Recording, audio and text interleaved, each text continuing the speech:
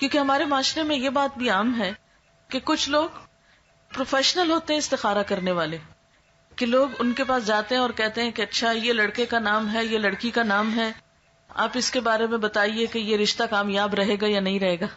اب آپ دیکھیے کہ ایک تیسرے شخص کو کہاں سے پتا چل گیا، اس کے پاس کون سا سورس ہے یہ جاننے کا کہ اس نے کل کے فیوچر میں جھانک کے دیکھ لیا آج یہ رشتہ کامیاب ہوگا یا نہیں ہوگا. ایسی چیزیں بھی انسان کے لیے توہمات کے دروازے کھولتی ہیں اور اس کے لیے پریشانیوں کا سبب بنتی ہیں، اور ایسی چیزوں پر بھی یقین نہیں کرنا چاہیے کیونکہ اللہ کے سوا غیب کا علم کسی کو نہیں.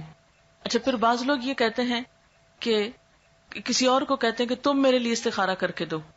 اب آپ دیکھیے استخارے کی دعا میں لکھا ہے یا اللہ اگر یہ بات میرے لیے اچھی ہے تو کر دے. اب اگر کوئی آپ کے لیے استخارہ کر رہا ہے تو وہ کیا پڑھے گا کہ میرے لیے اچھی ہے تو کر دے، یا زیادہ زیادہ یہ کہے گا یا اللہ اس کے لیے اگر اچھی ہے تو کر دے. اچھا، بعض لوگ استخارے کے ساتھ خواب کو لازم کر دیتے ہیں. وہ کہتے ہیں استخارہ اور خواب لازم و ملزوم چیز ہے.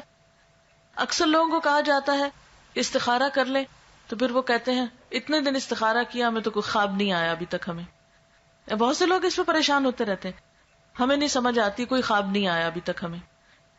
یاد رکھیے کہ قرآن اور سنت کی روشنی میں استخارے کے لیے خواب کا آنا کوئی ضروری نہیں ہے. وہ سمپلی کیا ہے، ایک دعا ہے، یا اللہ اگر یہ کام اچھا تو مبارک ہو جائے، آسان ہو، نہیں اچھا تو اس کو ہٹا دے، دور کر دے مجھ سے. اگر آپ کی دعا قبول ہو گئی تو اس کام میں اگر بہتری ہوئی تو ہو جائے گا، اور اگر ہو گیا تو وہ مبارک ثابت ہو گیا، اور اگر بہتری نہیں تو وہ بات بن ہی نہیں پائے گی. تو استخارہ نہ تو نکالا جاتا ہے اور نہ ہی نکلوایا جاتا ہے، استخارہ تو کیا جاتا ہے. اور استخارے کا مطلب کیا ہوتا ہے؟ خیر کی دعا مانگنا. ہمارے ہاں اس کا کانسیپٹ کیا ہے کہ ہم یہ سمجھتے ہیں کہ شاید استخارہ غیب کا علم جاننے کا نام ہے. اس کو ہم نے ایک طرح کی فال بنا لیا ہے، جبکہ فال لینا بھی اسلام میں پسندیدہ نہیں ہے، کیونکہ غیب کا علم تو اللہ کے سوا کسی اور کو ہے ہی نہیں. کل کیا ہونے والا ہے یہ کسی کو نہیں پتا. کوئی شخص بھی جو یہ غیب دانی کا دعویٰ کرے یا اس قسم کی کوئی بھی باتیں کرے وہ ہمارے دین میں پسندیدہ نہیں. اسی لیے ہمیں کسی نجومی کے پاس جانے سے منع کیا ہے، ہاتھ دکھانے سے منع کیا ہے، چھپی باتیں معلوم کرانے سے اور ذائچے بنوانے سے منع کیا گیا ہے، کیونکہ یہ ساری چیزیں انسان کے لیے نقصان دہ ہوتی. انسان توہمات کا شکار ہو جاتا ہے، انسان کوئی ڈیسیژن نہیں لے پاتا. اسی لیے ہمارے دین میں ایسی کوئی چیز نہیں کہ کالی بلی آگے نظر آ گئی راستے میں تو یہ منحوس ہے، یا کوا بول پڑا تو کوئی آ جائے گا، یا جوتی الٹ گئی تو کچھ ہو جائے گا. یہ چھوٹی چھوٹی چیزیں جو ہمارے معاشرے میں ہر کلچر میں کچھ نہ کچھ ایسی باتیں عام ہوتی ہیں کہ صبح سویرے اگر فلاں شخص سے ملاقات ہو گئی تو یہ میرے لیے اچھا نہیں. ہمارے دین میں کیا ہے کہ ہر خیر اور شر کا مالک اللہ ہے. کوئی کسی کو نقصان نہیں دے سکتا جب تک اللہ نہ چاہے، کوئی کسی کو فائدہ نہیں پہنچا سکتا جب تک کہ اللہ نہ چاہے. اس لیے ایک مومن جو ہوتا ہے وہ لوکانیات پہ، یعنی کاش یہ ہوتا، کاش وہ ہوتا، وہ اس پر اعتماد نہیں کرتا، اور نہ اس کی زندگی میں کاش ہوتا ہے. اور بہت زیادہ کاش کہنے سے بھی منع کیا گیا ہے کیونکہ یہ شیطان کا دروازہ کھول دیتا ہے. یعنی شیطان کو انسان کے دل میں وسوسے ڈالنے کا موقع مل جاتا ہے، انسان کے دلوں میں حسرتیں پیدا کرتا ہے. اب بعض اوقات ایسا ہوتا ہے نا کہ کوئی عزیز رشتہ دار گھر سے نکلتا ہے، اچانک کوئی ایکسیڈنٹ ہو جاتا ہے تو عموماً لوگ کہتے ہیں کاش آج وہ جاتا ہی نہ، کاش وہ آج ایسا نہ کرتا تو ایسا نہ ہوتا. تو بات یہ ہے کہ کاش کی وجہ سے کوئی چیز ٹلتی نہیں. تقدیر کے اوپر ایمان ضروری ہے، اور تقدیر پر ایمان لانے والا مطمئن ہو جاتا ہے، پرسکون ہو جاتا ہے، خوش رہتا ہے. کیونکہ اگر ہم تقدیر پر ایمان نہیں بھی رکھتے تو بھی آپ دیکھیں کہ اللہ کے فیصلوں کو ہم ٹال نہیں سکتے، ہم اس میں تبدیلی نہیں کر سکتے. اس لیے استخارہ غیب جاننے کا ذریعہ نہیں ہوتا. اس کا مسنون طریقہ کیا ہے؟ استخارہ کس طرح کرنا چاہیے؟ استخارہ زندگی میں جب بھی انسان کو کوئی اہم کام پیش آئے، کوئی اہم معاملہ سامنے آئے، تو اس موقع پر انسان کو 2 نفل پڑھ کر دعا مانگنی چاہیے. 2 نفل اس بات کے، اور وہ مسنون دعا کیا ہے؟ وہ مسنون دعا ہے اللہم انی استخیرک بعلمک واستقدرک بقدرتک واسألک من فضلک العظیم فانک تقدر ولا اقدر وتعلم ولا اعلم وأنت علام الغیوب اللہم ان کنت تعلم ان هذا الامر خیر لی فی دینی ومعیشتی وعاقبت امری فاقدرہ لی ویسرہ لی ثم بارک لی فیہ وان کنت تعلم ان هذا الامر شر لی فی دینی ومعیشتی وعاقبت امری فاصرفہ عنی واصرفنی عنہ وقدر لی الخیر حیث کان ثم ارضنی بہ. یہ ہے مسنون دعا.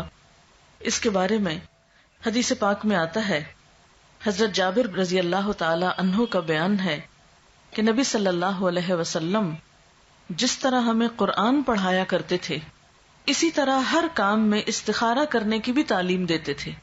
فرماتے جب تم میں سے کوئی کسی اہم معاملے میں فکر مند ہو تو 2 رکعت نفل پڑھے اور پھر یہ دعا پڑھے. یعنی آپ صلی اللہ علیہ وسلم جیسے قرآن پاک کی کوئی سورت سکھاتے تھے ایسے ہی یہ دعا سکھاتے تھے اپنے صحابہ کو. اور ساتھ ہی کیا تعلیم دیتے کہ جب بھی کوئی اہم کام ہو، اہم معاملہ ہو تو کیا کرو؟ نفل پڑھ کر یہ دعا پڑھو. اہم کاموں میں خود مثلا جس کی شادی ہے، شادی ایک اہم فیصلہ نا زندگی کا، جس کی شادی ہے وہ خود بھی پڑھے یہ نفل اور ماں باپ بھی پڑھے، ماں یا باپ دونوں میں سے کوئی ایک پڑھ لے. اس کا ترجمہ کیا ہے اور یہ کیوں پڑھا جائے؟ نبی صلی اللہ علیہ وسلم نے فرمایا استخارہ کرنے والا کبھی نامراد نہیں ہوتا، استخارہ کرنے والا کبھی نامراد نہیں ہوتا، مشورہ کرنے والا کبھی نادم نہیں ہوتا، اور کفایت شعاری سے کام لینے والا کبھی کسی کا محتاج نہیں ہوتا. یعنی جو شخص مشورہ کرتا ہے اس کو پھر شرمندگی نہیں ہوتی، اور جو شخص بچت سے کام لیتا ہے پھر وہ کسی کا محتاج نہیں ہوتا، کیونکہ وہ اپنی ضرورت کے وقت کے لیے پہلے سے ہی تیاری کر کے رکھتا ہے. اور اللہ تعالیٰ سے استخارہ کرنا یعنی ایک طرح سے مشورہ کرنا بھی ہے اور خیر کی دعا مانگنا بھی ہے. یہ انسان کے لیے ایک سعادت کی بات ہے کہ وہ کسی اہم معاملے میں اپنے رب سے مشورہ کر رہا ہے اور پھر اس کے فیصلے پر راضی ہے. اور آپ جانتے ہیں کہ تقدیر پر راضی ہونا جو ہے، تقدیر پر راضی ہونا یہ ایمان کا حصہ ہے. جب ہم استخارہ کرتے ہیں اور اس کی دعا پڑھتے ہیں تو اس کا مطلب کیا ہے؟ دعا کا ترجمے سے ہی آپ کو پتہ چل جائے گا.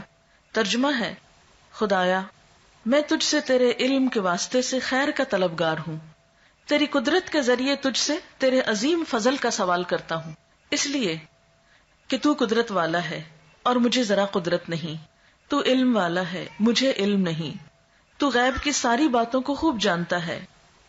خدایا اگر تیرے علم میں یہ کام میرے لیے بہتر ہے میری دین اور دنیا کے لحاظ سے اور انجام کے لحاظ سے تو میرے لیے اسے مقدر کر دے.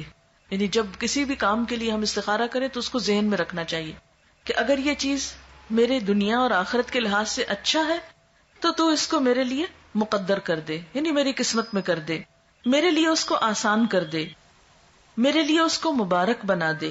اور اگر تیرے علم میں یہ کام میرے لیے برا ہے میرے دین اور دنیا کے لحاظ سے اور انجام کے لحاظ سے تو اس کام کو مجھ سے دور رکھ اور مجھے اس سے بچا کے رکھ اور میرے لیے خیر اور بھلائی مقدر کر دے جہاں کہیں بھی ہو، پھر مجھے اس پہ راضی بھی کر دے. کتنی خوبصورت دعا ہے. یہ ہے دراصل استخارہ کہ اللہ اگر تو یہ چیز میرے حق میں اچھی ہے تو اس کو آسان کر کے مبارک کر دے، اور اگر اچھی نہیں تو اسے ہٹا دے مجھ سے اور مجھے اس سے ہٹا دے. اب آپ سوچئے کہ اس استخارے کی دعا کا نتیجہ کیا ہونا چاہیے؟ یہی نا کہ یا تو کام ہو جائے یا پھر نہ ہو. اگر ہو جائے تو پہلے سے ہی ہم نے دعا مانگ لی کہ اللہ اب یہ ہمارے لیے بہت اچھا ثابت ہو، اور اگر نہیں ہوتا تو بھی ہمیں اس پہ راضی ہو جانا چاہیے، تسلی ہونی چاہیے کہ اللہ کو منظور نہیں اور اس میں ضرور ہمارے لیے کوئی بہتری ہے کہ اس کام کے ہونے کا سبب نہیں بنا. اور اس طرح انسان جو بھی فیصلہ کرتا ہے اس پر نادم نہیں ہوتا، پشیمان نہیں ہوتا، بعد میں پچھتاتا نہیں. اگر کام کرنے کے بعد انسان سمجھتا ہے کہ بہت اچھا رہا، سب ٹھیک ہو گیا اور اچھا رہا، تو بھی کیا سمجھتا ہے کہ یہ میرے رب نے مجھے عطا کیا ہے، اس کو کوئی تکبر نہیں آتا اس پر. اور اگر کام ہو جاتا ہے اور بعد میں دیکھتا ہے کہ اس کا نتیجہ اچھا نہیں نکلا تو بھی اس میں ندامت نہیں ہوتی کہ میں نے تو اللہ سے دعا کی تھی، اگر پھر بھی ٹھیک نہیں ہوا تو اس میں بھی ضرور میرے لیے کوئی سبق ہوگا. کیونکہ قرآن پاک میں یہ بھی آتا ہے نا، عسیٰ ان تحبوا شیئا وَهُوَ شَرٌّ لَكُمْ وَعَسَىٰ أَن تَكْرَهُوا شَيْئًا وَهُوَ خَيْرٌ لَكُمْ. ہو سکتا ہے کہ ایک چیز تمہیں بہت پسند ہو اور وہی تمہارے لیے اچھی نہ ہو، اور یہ بھی ہو سکتا ہے کہ ایک چیز تمہیں بالکل اچھی نہ لگتی ہو، تمہارے دل کو نہ بھاتی ہو، اور اس میں تمہارے لیے بہت بڑی بھلائی ہو. اس لیے آپ صلی اللہ علیہ وسلم نے کیا فرمایا کہ استخارہ کرنے والا کبھی نامراد نہیں ہوتا. اچھا، اب آپ دیکھیے کہ جیسا کہ آپ صلی اللہ علیہ وسلم نے فرمایا ہے کہ خدا سے استخارہ کرنا اولاد آدم کے لیے سعادت کا باعث ہے.